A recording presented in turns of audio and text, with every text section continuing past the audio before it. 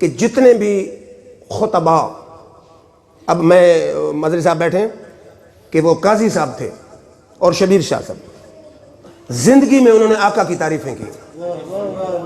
قاضی صاحب حضور صلی اللہ علیہ وسلم کا جلوس ربیع الاول شریف کا بڑی دھوم دھام سے نکالتے تھے۔ اتفاق کیسا ہوا، حضور کو کیا منظور ہوا، حضور کی بارگاہ میں ان کی نعت گوئی کیسے قبول ہوئی کہ 12 ربیع الاول کے دن قاضی صاحب کا وصال ہوا۔ جن جن سٹیجوں پر کھڑے ہو کے حضور کی تعریف کرتے تھے، ان سٹیجوں سے قاضی صاحب کی میت گزری اور لوگوں نے پھول برسائے۔ ادھر جلوس چل رہا تھا، ادھر قاضی صاحب کا جنازے کا جلوس چل رہا تھا۔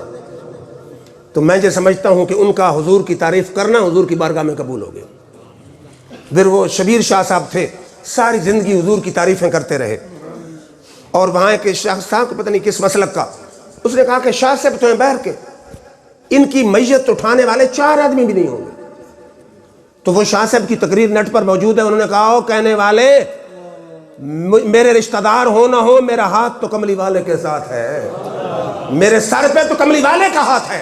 اس نے کہا رب کی قسم ہے، نیٹ پہ ہے تقریر، رب کی قسم ہے اگر شاہ کے جنازے کے موقع پر والا کی گلیاں تنگ نہ ہو جائیں تو مجھے سید کا بیٹا نہ کرے۔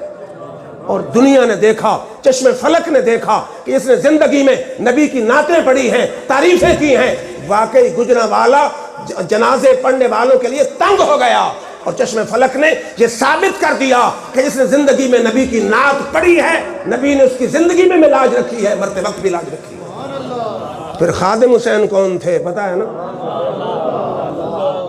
وہ نکاتوت کا ایک عام سا نوجوان، باپ آمان، زمیندار، مولوی تو اور بھی ہیں، پیر بھی ہیں، لیکن اس نے زندگی کا ایک ہی مشن منایا کہ انہیں جانا، انہیں مانا، نہ رکھا غیر سے کام، للہ الحمد میں دنیا سے مسلمان گیا۔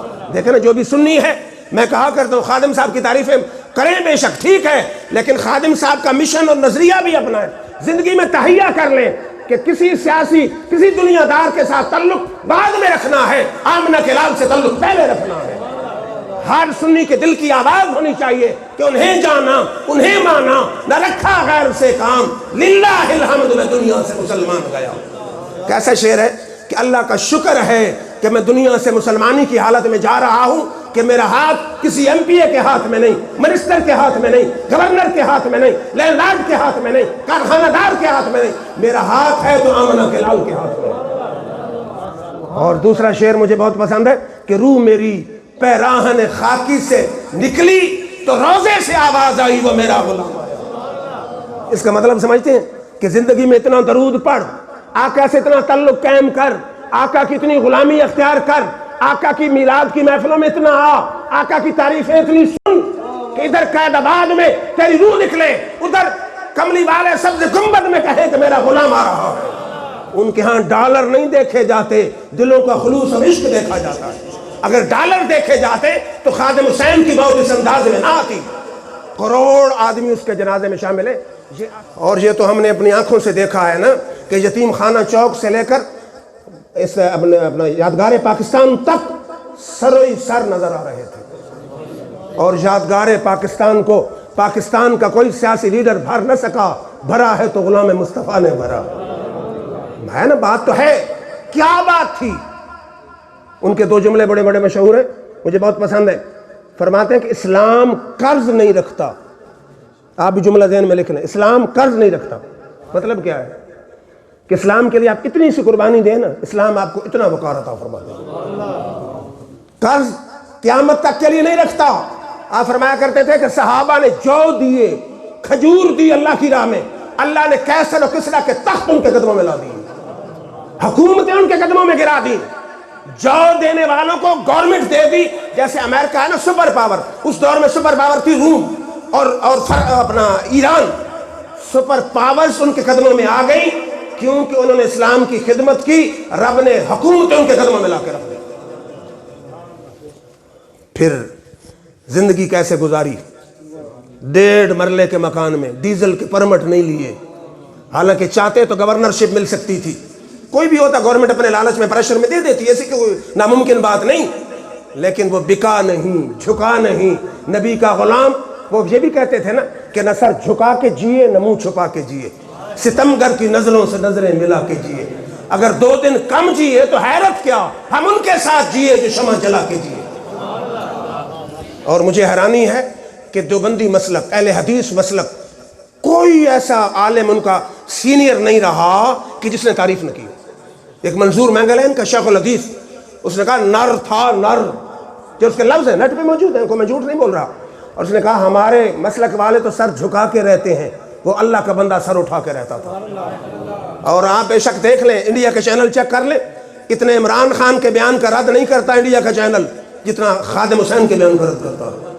1.5 مرلے کے مکان میں رہنے والا وہ مرد کلندر، حکومتیں لرز رہی تھیں اس سے، کیونکہ اس کے دل میں غلامی مصطفیٰ کا جذبہ موجود تھا، عشق مصطفیٰ کا جذبہ موجود تھا۔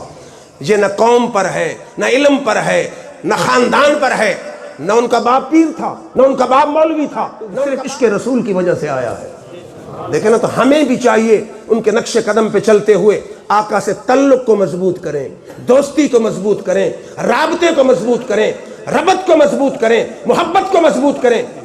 ساری زندگی اس مرد کلندر کا تہجد قضا نہیں، یہ بھی تو بات ہے نا، تہجد قضا نہیں ہوئی، دن میں 10 15 پارے قرآن مجید کی تلاوت کر دیا کرتے تھے۔ بندہ ہو تو ایسا ہونا، اور دنیا کے کسی آدمی کسی بڑے سے بڑے کو خاطر میں نہیں لاتے تھے۔ سروس کے اینڈ پر تھے نا، پینشن ملنے والی تھی، گورنمنٹ کے ملازم تھے، اوقاف کے خطیب تھے پیر مکی میں، انہوں نے کہا خطبہ تو ہماری مرضی کا ہوگا، انہوں نے کہا لعنت ہے تمہاری ملازمت پر، خطبہ میں اپنی مرضی سے دوں گا۔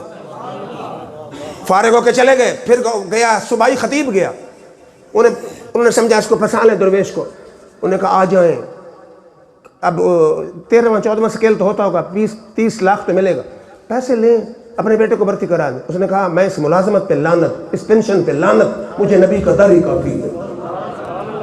تخت سکندری پر وہ تھوکتے نہیں ہیں، بستر لگا ہے جن کا آقا تیری گلی میں۔ دیکھیں نا، یہ اہل سنت کی سچائی کی دلیل بھی ہے نا۔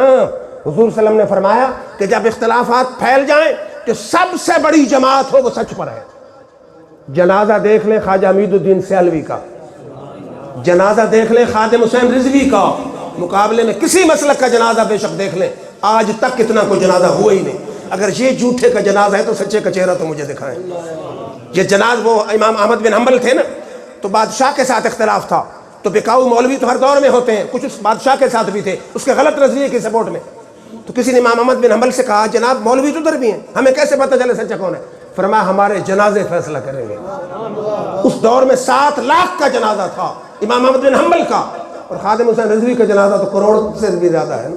ہمارے مولانا صاحب ایک ہیں، ہر سال حج پہ جاتے ہیں، اکثر وہ ہیں اس کے جہلم کے، فرما رہے تھے کہ حج میں 65 لاکھ کا اجتماع ہوتا ہے، بابا خادم حسین کا جو جنازے کا اجتماع تھا اس سے زیادہ تھا، تو پھر واضح ہے کہ کروڑ کے قریب تھا۔ چلو 65 لاکھ بھی ہو تو پھر بھی تو بڑا جنازہ ہے۔ اور ادھر خواجہ امید الدین صاحب کے جنازے پر گئے تو وہاں بھی کوئی سمجھ نہیں آ رہی تھی کہ جنازہ کس طرف ہے، لوگوں کا رخ کیا ہے، پتہ نہیں کتنے کئی میل تک سائیوال میں ٹریفک بلاک تھی، ادھر نہنگ میں ٹریفک بلاک تھی۔ کیوں؟ عاشق کا جنازہ ہے ذرا دھوم سے نکلے، محبوب کی گلی ہے ذرا گھوم کے نکلے۔ تو اپنے عقیدے پر مستقل رہیے کہ جو عشق مصطفیٰ کے لیے سب کچھ لٹا دیتا ہے، رب ساری کائنات اس کے قدموں میں لا دیتا ہے۔